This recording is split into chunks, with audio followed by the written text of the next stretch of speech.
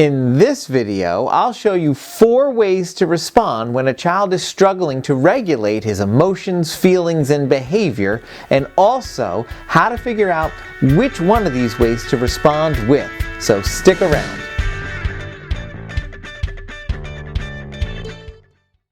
Hi everyone, I'm BJ and welcome to Little Rooted Minds, where we help you empower your kids to think and thrive. When our children are struggling with managing their emotions and feelings and behavior, we need to be able to read them quickly so we can figure out the best way to connect with them to help them calm down and return back to a regulated state. We're going to look today at Dr. Karen Purvis's 4 levels of response and give some real-world examples of what it might look like for you. Now, as we go into this video, please make sure you subscribe to this channel, ring the bell so you get notifications, and also hit that thumbs up button if you've been finding this series on self-regulation helpful. Level 1's response is called Playful Engagement, and we use this level when we're dealing with low-level disrespect, sassy tones, calling out a turn, some manners that aren't in place. This level is a chance to offer a redo, to build motor memory, to help our children practice what they're doing, and for us to use reminding language that helps correct behavior at that low level before it escalates any higher. We call this playful engagement not because it's fun, but because we're trying to keep things at a low level because that's where they are right now. We're giving the child a chance to reflect on their decision at that moment and make a new one. So a kid who gives you a sassy tone back after you've given them a direction can simply be told something like, "Whoops, try that again," or "Why don't you try that again with a little more respect?" There's no judgment in your tone of voice. You're just simply reminding them, hey, you made a mistake, and you're expecting them to fix it up at that moment. You could even say something like, "Hey, are you asking me or are you telling me?" Something like that gives a child a chance to reflect and fix it. If you want to be more specific with your language, you could offer them a reminder that is specific, like, "Remember, we share crayons with our sister." That way you've told them exactly what your expectation is, but you're still offering them a chance for a redo. Level 2 is called structured engagement, and this comes when we've tried level 1, playful engagement, and the child's not budging. Either they said no, or they made a face, or they're digging their heels in more, and you realize this child now needs more structure. At the structured engagement level, we still want to give the child a chance to redo, but now we have to put some structure in place. So we offer the child a choice or a compromise. Now, when we say choice and compromise, this is not a negotiation. This is not a, if you do this, then we're going to give you this prize. That's not what a choice is.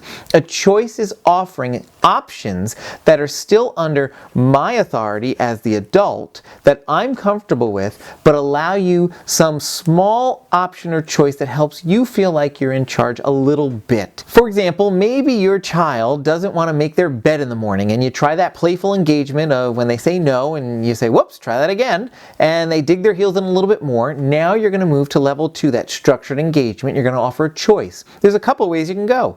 Maybe the choice is simply, would you like to make your bed before you brush your teeth or after you brush your teeth? Either way, the bed's getting made, but you're giving them a little bit of control, and that's empowering to them. Something to be aware of is that offering choices can sometimes be a challenge, because when we have a kid tell us no, we have an emotional response, even if it's just internal at that moment. So if you notice your child isn't completing a task, think before you start talking to them, what choice am I going to offer? That way, if they dig their heels in and you need to move to this level, you've already thought about your choice.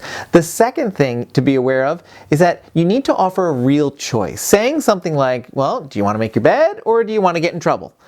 That really isn't options that empower your child. That's really an ultimatum disguised as a choice. We need to offer real choices that allow some form of minor control to be offered to your child while still leaving you squarely in the driver's seat in that situation. So we tried a playful engagement and our child dug their heels in a little bit further. So we tried a structured engagement and offered a choice, but our child's not taking it.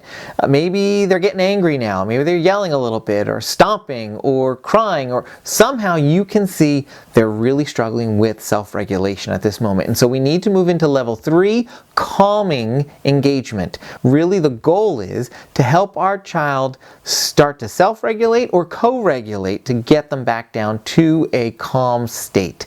And we do that a couple of different ways. We use lots of different strategies we might have, but they need to be strategies that are familiar to our child. So they're things we've practiced beforehand. Maybe it's pizza breathing, or maybe it's having a calming corner that they sit in, a take a break spot, and you simply offer the options. So you say, would you like to go take a break? Would you like to take a break or do some deep breathing? Or whatever your couple of strategies you have that are your go-to strategies for your child, you offer them at that time.